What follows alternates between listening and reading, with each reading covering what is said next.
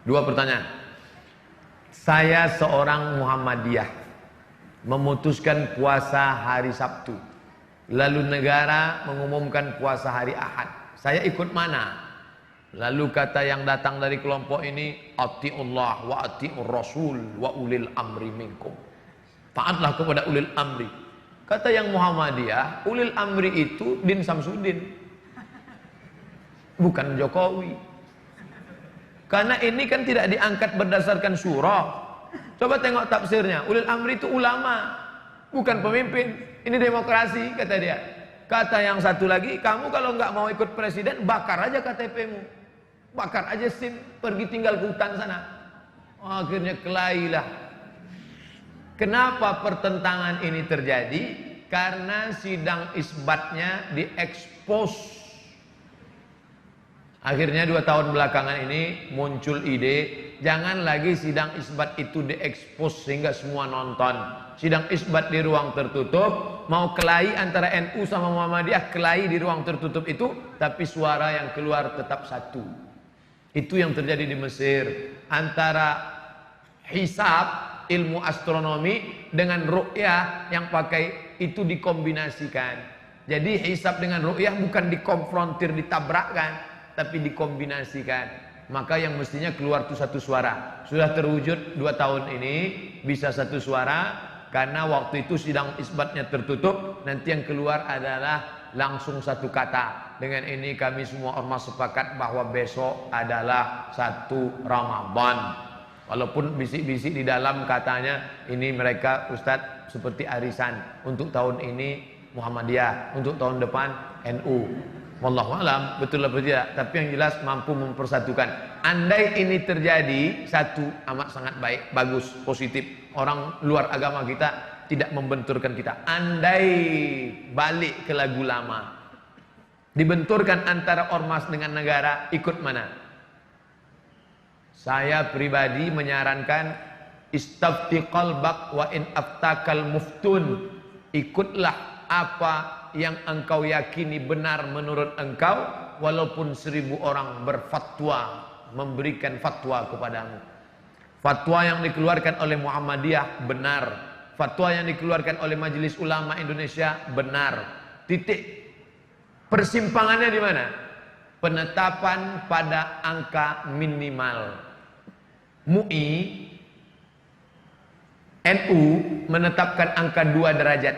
Jika 2 derajat, maka dia dapat dikatakan hilal. Bila kurang dari 2 derajat, 1,5 bukan hilal. Sedangkan Muhammadiyah angkanya rendah, 0,5 pun sudah dianggap sebagai hilal. Turki lebih tinggi. Turki menetapkan hilal kalau 6 derajat. 6 derajat baru hilal, 2 derajat tidak hilal. Kesepakatan 6 negara, Brunei Darussalam, Singapura, Indonesia, Malaysia, Patani Thailand Selatan, Moro Filipina, 6 yang muslim ini menyepakati 2 derajat baru disebut hilal. Kalau kurang dari 2 derajat bukan hilal. Tapi Muhammadiyah dia katakan 0,5 pun kalau sudah itu hilal, maka dia adalah hilal, maka boleh. Di situ letak persimpangannya. Maka bagi adik-adik yang bapak-bapak yang ikut Muhammadiyah itu ijtihadi, ijtihad. Maka dia ikut itu tidak. Ustadz sendiri ikut mana? Saya Komisi Fatwa Majelis Ulama Indonesia Provinsi Riau. Maka saya ikut hasil sidang Komisi Fatwa. Kalau Komisi Fatwa mengatakan berdasarkan penampakan 2 derajat besok puasa, maka saya ikut itu. Tapi kalau Muhammadiyah ngundang saya khutbah, saya nggak mau ikut. Karena kalau saya ikut undangan Muhammadiyah, ikut nanti saya bisa khutbah 2 kali. Hari ini saya khutbah di Muhammadiyah, besok saya khutbah sebagai Komisi Fatwa MUI. Nah, itu perlu juga disampaikan bagi jamaah yang menyampaikan khutbah. Ikuti salah satu, jangan ikut dua-duanya. Selanjutnya tentang masalah apa tadi? Bagaimana spirit Ramadan bisa dibawa keluar Ramadan? Kebanyakan kan semangatnya di Ramadan itu aja. Terlihat dari masjid-masjid yang pakai tenda keluar. Sampai tendanya itu keluar kalau pada tanggal 1 sampai 2. Lalu kemudian habis itu babak semifinal. Habis itu final, akhirnya adalah malam Idul Fitri, itu kembali ke pemain inti. Ngapain pemain naturalisasi kabur semua sudah. Makanya kalau kita pahami, makanya tadi awal kajian kita kalau ingat, coba ingat. Di awal kajian kita tadi adalah judulnya jangan jadikan agama sebagai seremonial, rutinitas. Rutinitas Ramadan, rutinitas Sya'ban, rutinitas Rajab. Jangan jadikan sebagai rutinitas. Maka pahami maknanya. Syawal artinya, kita lihat penggunaan kata Syawal. Ini tiang neraca timbangan. Timbangan zaman dulu, bukan timbangan duduk, timbangan yang pakai tiang. Di sisi kiri ada alat penimbang, di sisi kanan ada alat penimbang. Ketika diletakkan barang yang ditimbang, lalu salah satunya naik ke atas, yang satu turun ke bawah. Yang naik itu bahasa Arabnya Syawal. Naik ke atas artinya Syawal. Ekor ayam turun ke bawah, ekor sapi turun ke bawah, ekor kucing turun ke bawah. Tapi ada binatang yang ekornya naik ke atas. Itu disebut dengan Syawal. Apa itu? Ekor kalajengking. Naik ke atas. Kemudian ketika onta, musim panas, moncong onta dikerubungi lalat. Maka onta menaikkan ekornya ke atas untuk mengusir lalat. Maka itu disebut dengan Syawal. Maka makna Syawal adalah peningkatan. Makanya setelah Ramadan disuruh puasa 6 hari. Untuk apa puasa 6 hari? Semangat di bulan Syawal, semangat di bulan Ramadan, dilanjutkan ke Syawal. Itu dipahami maknanya dengan baik. Sudah saya pahami dengan baik, tapi tetap juga molor sholat subuh jam 6:30 Pak Ustaz. Maka sering-sering ngelihat orang sakit. Sering-sering ngelihat orang sakit itu membangkitkan semangat ibadah. Bagi yang sedang down sekarang, udah dengar ceramah, nggak juga ngecas, nggak naik juga, maka pulang dari sini langsung ke rumah sakit. Kalau security-nya nanya, Mas mau jenguk siapa? Semua yang sakit mau saya jenguk. Ikuti orang mati. Man syahidal janazata, siapa yang ikut jenazah hatta tusalla alaiha, sampai solat jenazah, lahu qirat, dapat 1 pahala. Wa man syahidal janazata, siapa yang menyaksikan jenazah hatta tudfana, sampai dikubur di liang lahat, lahu qiratan, dapat 2 qirat. Sahabat bertanya, wa mal qiratan ya Rasulullah? Apa itu 2 qirat? Apa kata Rasul? Mithlul jabalainil azimaini, seperti 2 bukit Uhud yang besar. Maka apa manfaatnya melihat jenazah terbujur kaku, yang dulu kaya raya, yang dulu profesor, doktor, penguasa, yang dulu hebat, masyhur, ternyata kalau mati yang dibawa hanya amal juga. Memang yang paling sulit adalah istiqomah. Makanya ketika seorang sahabat bertanya, ya Rasulullah, ausini wa aujiz, berikan aku 1 pesan, jangan banyak-banyak, singkat, padat. Apa dia? Qul amantu billah tsumma istaqim. Istiqomahlah. Makanya orang yang istiqomah itu balasannya luar biasa. Ketika sebelum malaikat maut mencabut nyawanya, maka malaikat sudah turun berbisik ke telinganya, alladzina qalu rabbuna Allah, orang yang mengatakan Tuhanku Allah, tsumma istaqamu, kemudian istiqamah, tatanazzalu alaihimul malaikah, turun malaikat berbisik ke telinganya, alla takhafu, jangan kau takut, wala tahzanu, jangan kau sedih, wa abshiru bil jannati allati kuntum tu'adun, berbahagialah engkau mendapatkan surga yang dijanjikan oleh Tuhanmu, dan yang dapat itu hanya istiqamah. Maka terus berjamaah, alaikum bil jamaah. Ada pengajian, datang. Ada kajian-kajian dekat rumah, di masjid, hadir. Itu salah satu cara untuk istiqomah. Lihat orang sakit, jenguk orang mati, terus berjamaah. Harus ada memaksakan diri. Kalau kena tidak ada, kamu kenapa enggak kajian? Saya ngalir aja lah seperti air. Ngalir apa? Iya kalau kalau air comberan, ngalir aja lah. Terserah yang di atas aja lah. Apa di atas? Cicak. Harus ada bergerak, ngerti, paham. Wallahu a'lam bishawab. Baik. Banyak. Sampai kapan batas boleh mengqadha saum? Ini puasa Ramadan tahun lalu. Ini 29 hari lagi puasa. Maka puasa yang ini diqadhanya kapan? Nih, qadha artinya ganti. Ini kesempatan emas nih. Puasa, ganti puasa sekarang. Siapa yang mengganti puasa di bulan Sya'ban, hari Senin automatically dapat 3. Puasa qadha lunas 1 hari, puasa raj sunat Sya'ban dapat, puasa hari Senin dapat. Niatnya 1 aja. Saya niat puasa qadha, otomatis dapat 3. Jadi enggak perlu niatnya 3. Saya niat puasa qadha sekaligus puasa sunat Sya'ban sekaligus puasa Kamis. Batasnya kapan? Sampai Ramadan ini. Kalau ntar sampai Ramadan dia belum mengqadha juga, apakah gimana? maka dia tetap qadha selesai Ramadan, hanya saja kena denda plus. Kalau di sini dia cuma qadha. Tapi kalau sudah lewat Ramadan ini, maka dia kena dua, qadha plus fidyah. Fidyah itu apa? Memberi makan fakir miskin 1 hari. Bukan 1 kali makan. Banyak orang berpahaman keliru, 1 kali makan. 1 hari makan. Ustaz, 1 kali apa 1 hari? 1 hari. 1 hari berapa kali makan Ustaz? Kamu makan berapa kali? Kalau kamu makan sehari, kasih sehari. Kalau makan sekali, kasih sekali. Makan berapa kali? Saya makannya Ustaz, nggak pernah saya hitung. Dikit-dikit makan, dikit-dikit makan. Paling tidak 3 kali. Makan pagi, makan siang, makan malam. Assalamualaikum, waalaikumsalam warahmatullahi wabarakatuh. Saya belakangan ini malu dengan diri saya sendiri dan Allah, karena orang-orang yang mengkategorikan saya sebagai orang soleh. Primus berarti, pria muka soleh. Padahal di balik itu saya sekarang terjerumus kembali ke dalam salah satu dosa besar. Saya takut menjadi orang yang dikatakan munafik dan kedok belaka di hadapan Allah. Saya tidak ngerti kenapa saya terjerumus kembali setelah sekian lama, padahal tingkat keimanan amalan meningkat. Ustadz mohon untuk memberikan arahan, untuk memberikan cara kepada saya untuk taubatan nasuha, dan mohon juga Ustadz untuk berkenan mendoakan saya sehingga tidak terjerumus. Mengapa? Why? Kenapa kembali terjerumus?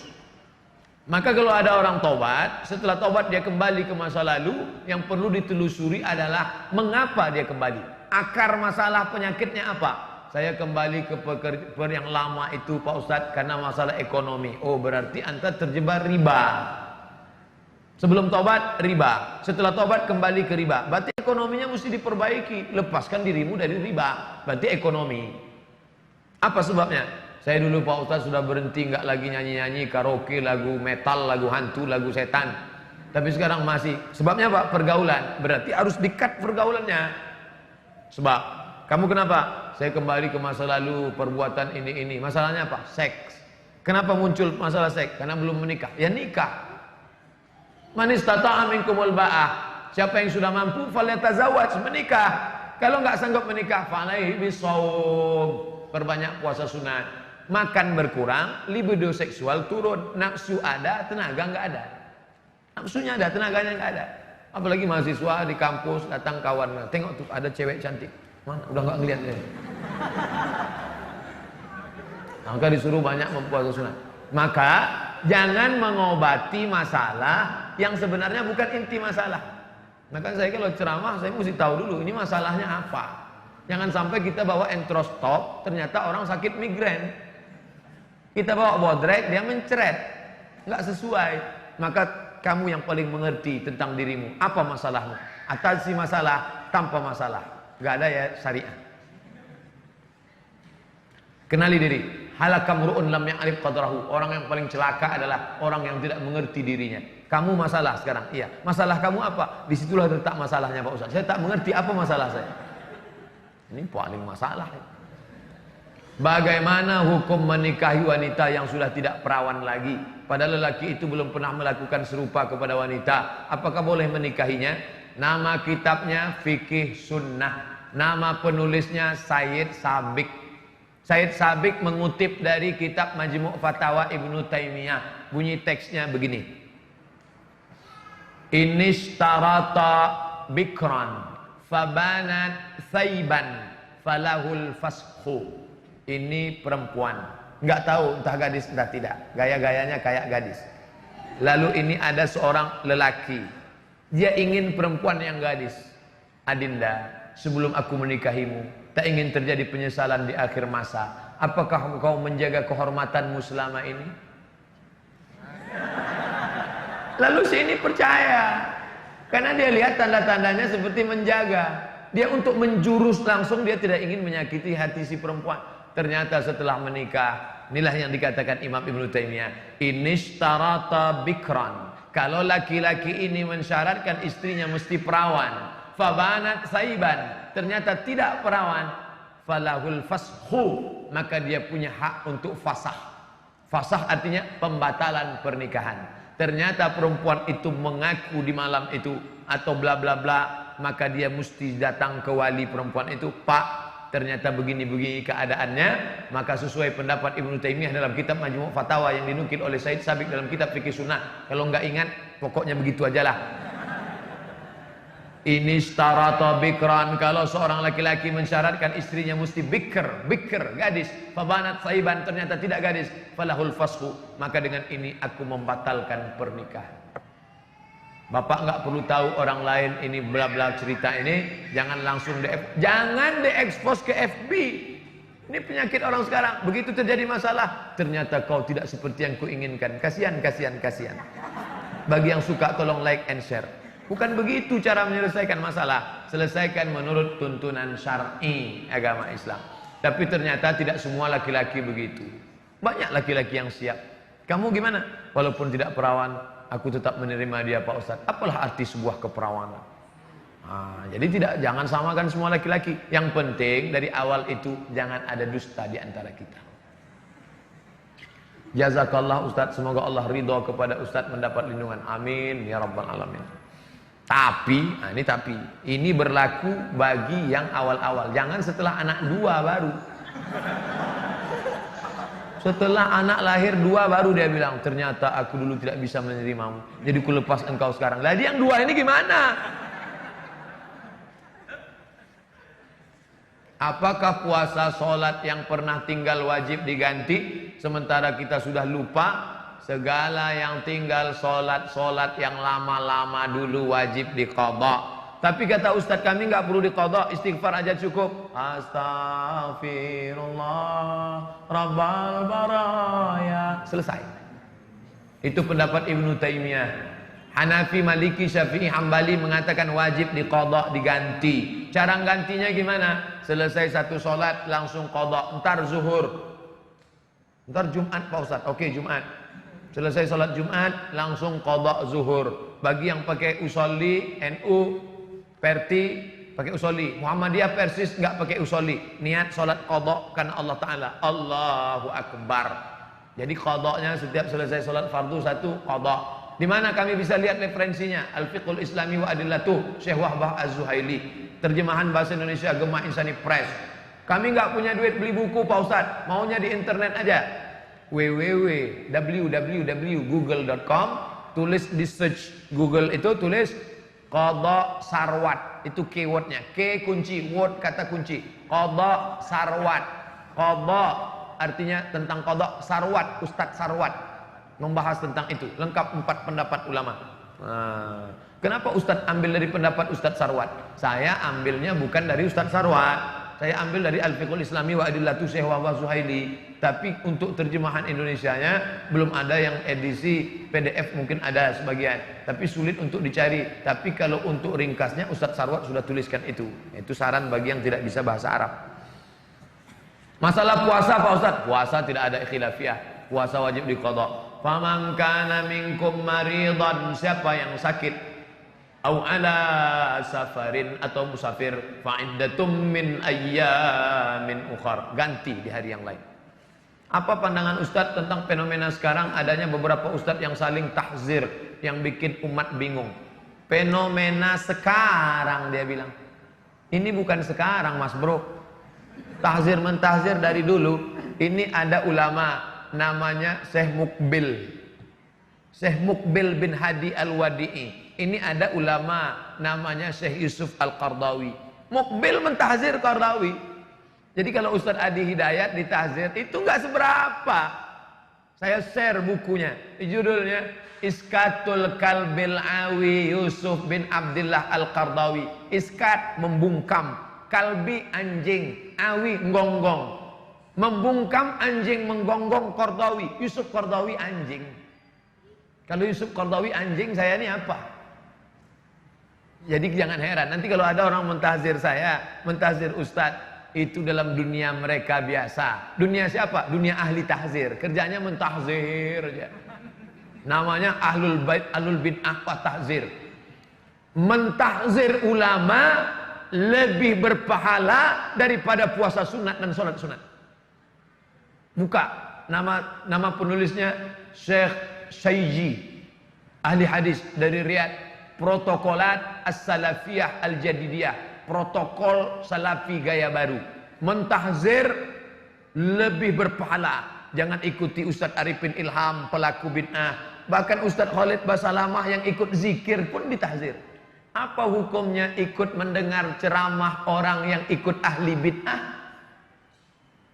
Tahzir mentahzir. Nah, ini nama kelompoknya Ahlul Bid'ah wa Tahzir. Biasa itu. Syekh Ramadan Al-Buti tahzir. Datang orang bertanya ke Syekh Abdul Razak Al-Abbad. Syekh, ya, apa pendapat Anda tentang Syekh Mutawalli Asy-Sya'rawi? Syekh Mutawalli Asy-Sya'rawi imamnya ahli tafsir Mesir. Tak ada ulama lebih hebat daripada Sya'rawi. Apa kata ahli tahzir? Laisa min ahli sunnah. Saya dengarnya, hampir saya banting HP saya. Enak aja dia ngomong, Asy-Sya'rawi laisa min ahli sunnah. La ilaha illallah. Masalah tahzir mentahzir. Kalau guru kencing berdiri, murid kencing maraton. Itu guru-gurunya itu yang mencaci maki Sya'rawi, mencaci maki Al-Buti, mencaci maki Sufiyun, Kuburiyun, orang-orang sufi nyembah-nyembah kubur, pelaku bid'ah, wa kullu bid'atin dhalalah, wa kullu dhalalatin finnar. Jangan ikuti ahli tahzir wal bid'ah. Istri saya, maaf, haidnya tidak lancar. Suatu waktu seperti biasa, ada bercak dikira haid jadi tidak sholat. Ternyata kemudian istri hamil. Jadi yang waktu itu telah haid, apakah sholat tinggal itu diqadha? Diqadha. Biasanya normalnya berapa? 7 hari. Lewat dari 7 hari itu apa namanya? Istihadhah. Dia seperti luka. Hanya saja lukanya bukan di jari, maaf, tapi lukanya di dalam. Maka orang yang istihadhah, cara mencari tulisan istihadhah, buka Google, Somat Moroko istihadhah. Bukan berarti somat sedang istihadhah. Maksudnya somat Moroko sedang menulis. Kenapa Ustadz di ujungnya mesti Moroko? Karena kalau ditulis sekedar somat, enter, yang keluar Bang Somat, sinetron. SOMAD MOROCCO spasi istihadhah. Nanti dapat hukum tentang perempuan yang istihadhah. Cara dia sholat gini. Bagi yang mengalami istihadhah. Laki-laki penting juga. Karena laki-laki itu punya istri dan istrinya perempuan. Mas, aku begini-begini, gimana nih? Mau nanya Ustadz, malu. Suami mesti bisa menjelaskan. Engkau sedang mengalami istihadhah, Adinda. Lalu penyelesaiannya, inilah yang jadi masalah. Aku nggak pula ingat. Kalau mengalami istihadhah, nunggu azan.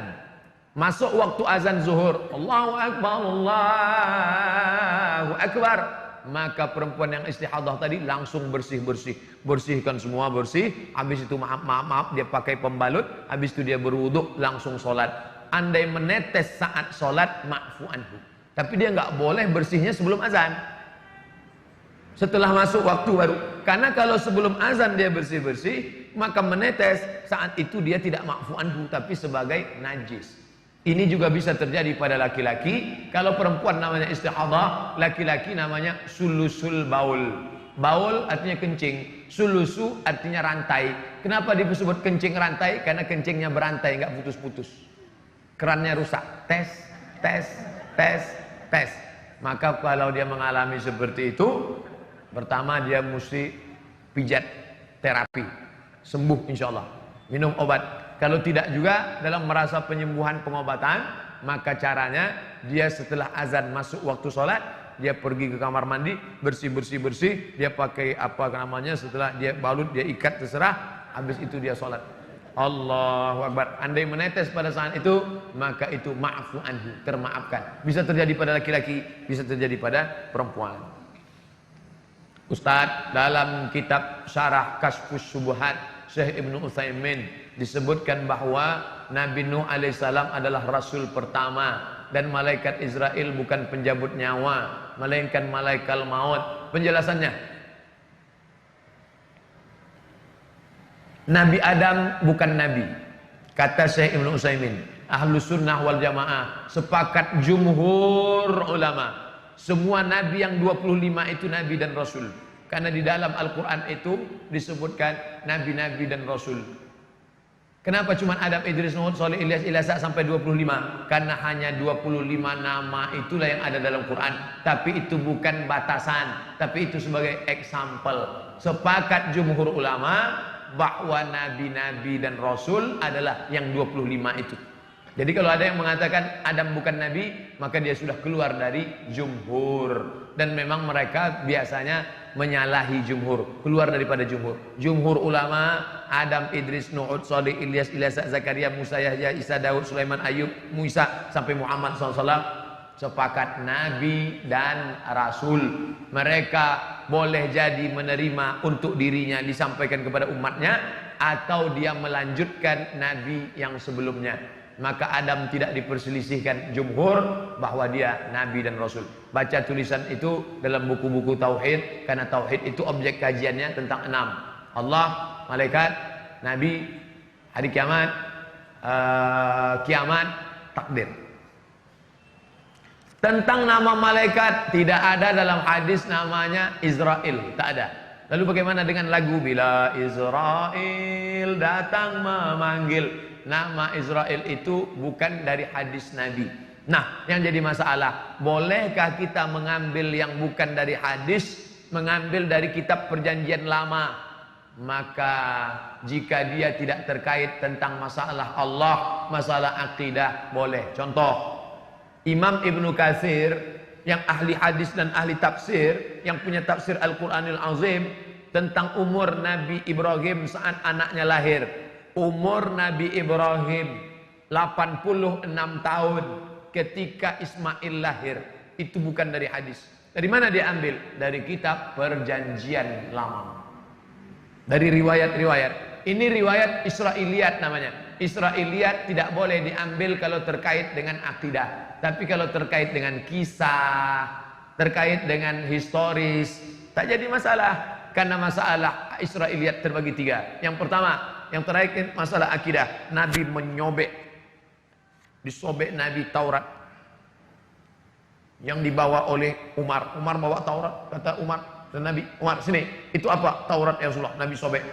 Kenapa Nabi marah? Karena terpengaruh masalah tauhid. Nabi tak suka. Tapi ada yang sifatnya masalah sejarah. Kalau masalah sejarah, maka boleh diambil selama tidak merusak akidah. Termasuklah masalah Israel ini. Maka dari dulu ulama banyak menulis. Lihatlah di kitab-kitab tafsir, ulama-ulama fiqh terpercaya pun menyebut dengan Israel. Nah, jadi bagi yang tidak mau, persimpangannya adalah kami tidak mau pakai riwayat Israiliyat. Harga mati.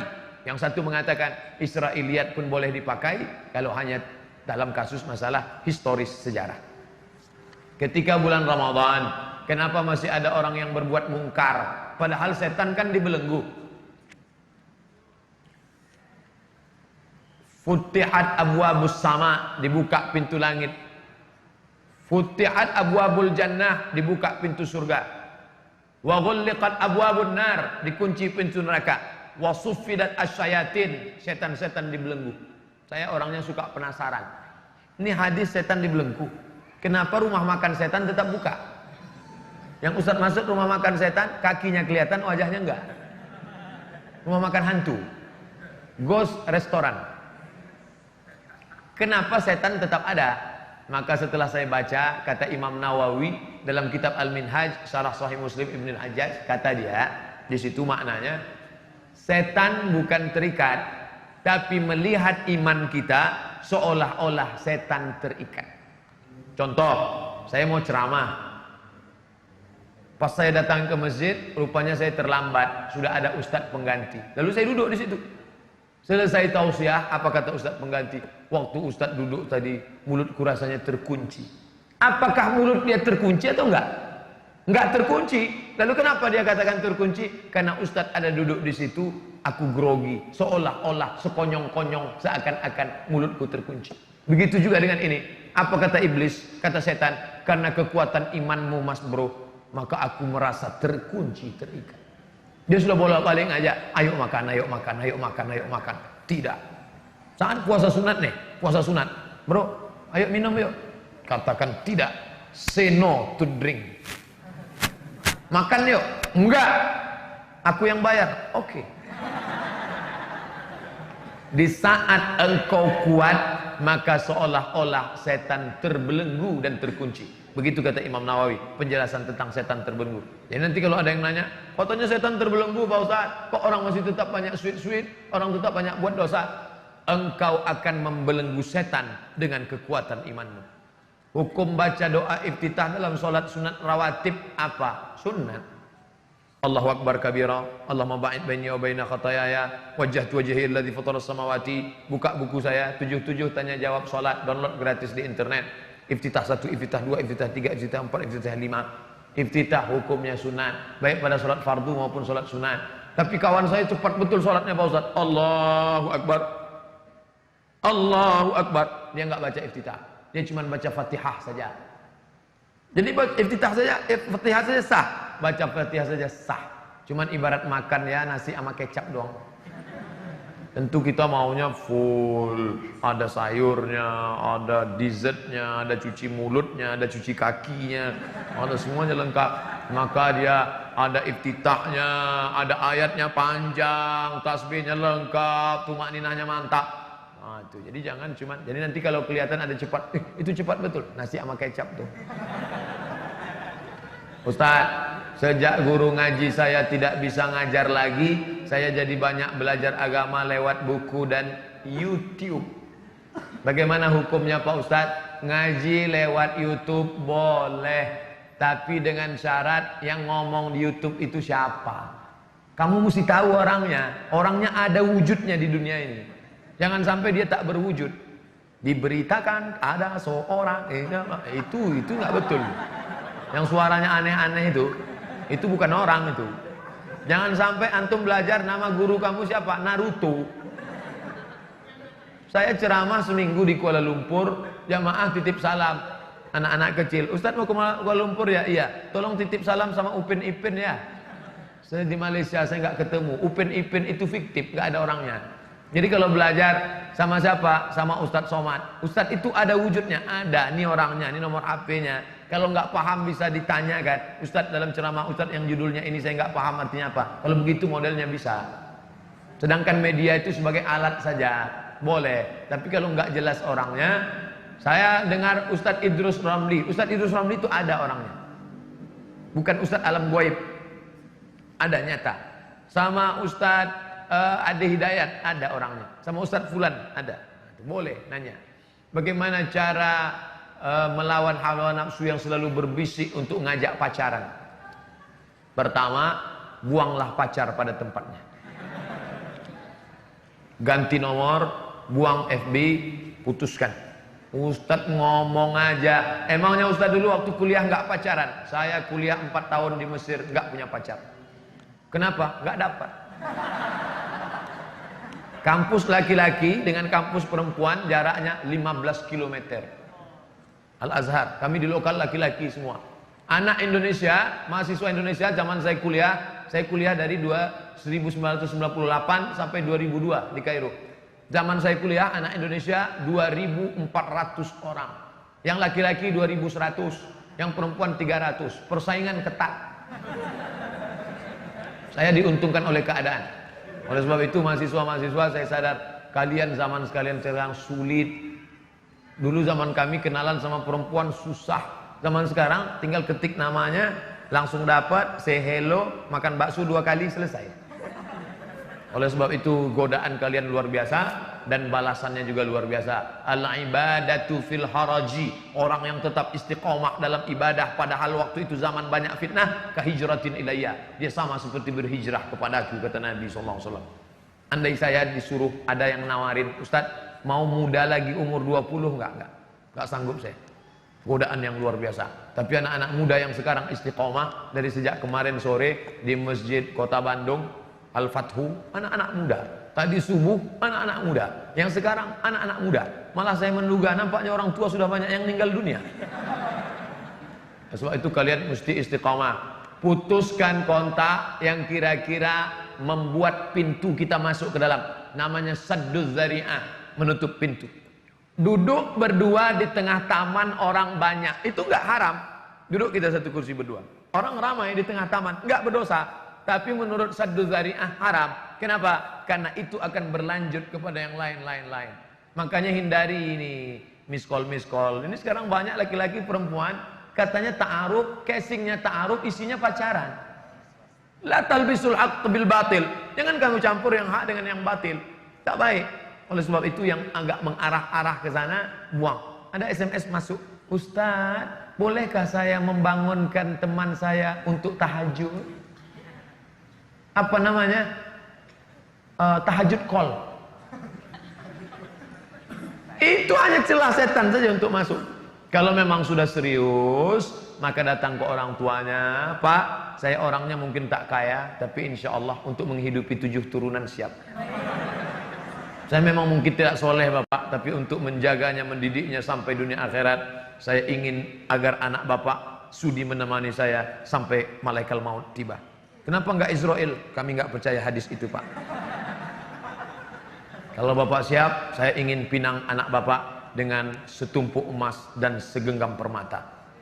Tapi kredit Pak. Jadi nggak usah lah pacaran-pacaran. Kalian istiqomah aja, sekolah yang benar, kuliah yang betul, kerja. Buktinya kawan kita, sahabat kita menikah, dapat juga yang baik, dapat juga yang solehah, dapat juga yang soleh. Maka buat baik, niat baik, insya Allah Allah kasih yang baik. Kalau Allah kasih yang tak baik, sesungguhnya Allah ingin menguji, Dia akan berikan yang terbaik. Malah dapat 2 nanti. Soal riba, ibu saya sudah menjual motor, sudah setengah jalan. Tapi ibu saya sudah menyicil motor, sudah setengah jalan. Artinya kreditnya sudah setengah. Tapi saya baru tahu kalau itu riba. Saya harus bagaimana Pak Ustaz? Berhenti nyicil atau lanjutkan? Kalau ada yang bisa dijual untuk ngebom motor ini, hancur dong. Sisa cicilan berapa lagi? 7 juta. Ini bisa dijual 7 juta. Iya, tutup ini. Cash, lunas. Kalau ada yang bisa begitu, tutup.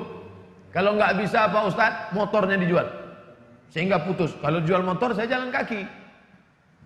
Yang tertinggi, tutup. Jual barang, tutup. Nggak bisa, nomor 2, jual ini. Nggak juga bisa, nomor 3. Lanjutkan sampai lunas. Darurat, tubihul mahzurat. Saya Pak Ustadz, pagi kuliah, sore kerja, satu-satunya transportasi ini. Kalau ini dijual nanti saya mati. Orang Islam nggak boleh disuruh pilih mati dengan makan babi. Masuk ke hutan, pilihannya tinggal 2, makan babi atau mati. Nggak boleh pilih mati. Aku mati aja lah, nggak boleh. Makan babi itu, potong, bakar, ambil kecap dikit. Sementara dapat pisang. Itu nama kaedahnya ad-darurat tubihul mahzurat. Yang darurat memperbolehkan yang terlarang. Tapi hanya untuk sekedar nyambung hidup saja. Ya Allah, Engkau beri aku rezeki, aku lunasi ini, karena inilah penyambung hidupku. Habis selesai ini aku nggak akan kredit motor lagi, cuman kredit mobil aja ya Allah. Jangan buka pintu kredit. Saya gimana agar saya bisa dengan sungguh-sungguh tobat Pak Ustadz? Karena kadang saya tobat, kadang maksiat. Tolonglah Ustadz, mohon nasihatnya. Pahami dirimu dengan baik, akar maksiatnya di mana. Kalau anak muda biasanya akar maksiatnya masalah seks. Maka jangan banyak-banyak makan libido seksual. Banyak puasa sunat. Mahasiswa puasa sunat bagus. Yang pertama, libido seksual turun. Yang kedua, merasakan pengawasan Allah. Yang ketiga, bisa ngirit belanja setengah bulan. Puasa Daud 15 hari, bagus.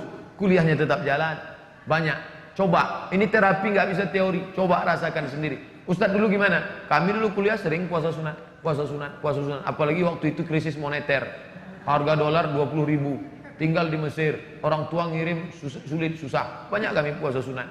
Wah, ini bagus. Pak Ustadz, bagaimana sikap anak terhadap orang tua yang minta rokok kepada anak? Umur orang tua 70 tahun.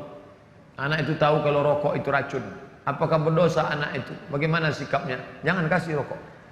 Pak, nak minta rokok? Nggak boleh Pak. Hukum rokok itu bagaimana? Rokok menurut Muhammadiyah haram. Rokok menurut Komisi Fatwa MUI haram bagi ibu hamil, ibu menyusui, orang tua, anak kecil. Adapun orang yang sehat merokok itu makruh menurut MUI. Tapi menurut Muhammadiyah haram.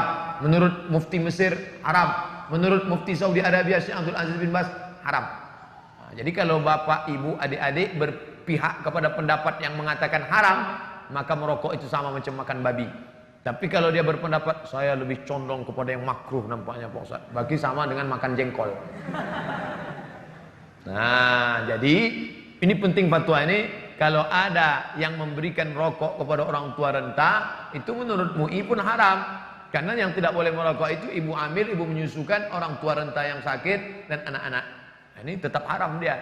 Maka cara teknis kita lah memberitahunya. Ada seorang kiai, di belakang rumahnya ada kebun. Ada kebun nanas, ada kebun semangka, ada kebun jagung, dan ada kebun tembakau. Suatu malam datanglah segerombolan babi. Besok pagi Pak Kiai buka jendela, astagfirullah, semangkanya habis, nanasnya habis, kacangnya habis. Yang tidak disentuh oleh babi adalah tembakau. Ternyata dalam dunia babi pun tembakau itu haram. Hadis riwayat Kiai Haji Lukman Syarif. Sahih enggaknya wallahu alam. Ini tentang masalah rokok. Itu masalah teknisnya saja. Jangan orang tua diceramahi. Saya tidak ingin anak muda yang sudah ngaji pulang dari pengajian, papa, mama duduk sini. Usikum wa nafsi bitaqwallah. Orang tua tidak pernah melihat kita besar. Ibu saya tidak pernah melihat saya seorang ustadz. Dalam pandangan matanya saya ini adalah anak kecil yang baru pandai berjalan. Kira-kira kalau ada anak kecil ceramah, dia takut atau lucu? Lucu ente, lucu. Udah pandai ceramah ente sekarang. Maka kita pakailah lidah orang lain, tapi bahasanya punya kita. Siapa yang ngomongannya dia dengar? Sepupunya, kakaknya, adiknya, tokoh agamanya, ustadznya. Kita pinjam mulut dia. Kita ajak, ngomongin ke bapak saya ya. Satu pun gak ada yang dia takuti Pak Ustadz. Kita ajak dengan bahasa yang santun. Wa in jahadaka, kalau dia mengajakmu ala antusyrika bi, mempersekutukan aku, ma laysa laka bihi ilmun, engkau tak ada ilmu tentang itu, fala tuti'huma, jangan kau patuh. Tapi ayat itu masih koma, belum titik. Wa sahibhuma fid dunya ma'rufa, tetaplah engkau bergaul baik dengan dia. Enggak boleh ngelawan orang tua walaupun kafir. Sedangkan yang kafir aja enggak boleh, apalagi sekedar merokok. Surat tilang sudah masuk. Mohon maaf 5 menit lagi Pak Ustaz. Memang sudah habis. Innalillahi wa inna ilaihi raji'un. Terima kasih atas segala perhatian. Mohon maaf atas segala kesilapan. Subhanakallahumma wa bihamdika asyhadu an la ilaha illa anta astaghfiruka wa atubu ilaik. Wa sallallahu ala sayyidina wa maulana Muhammad wa ala alihi wa sahbihi wa sallama tasliman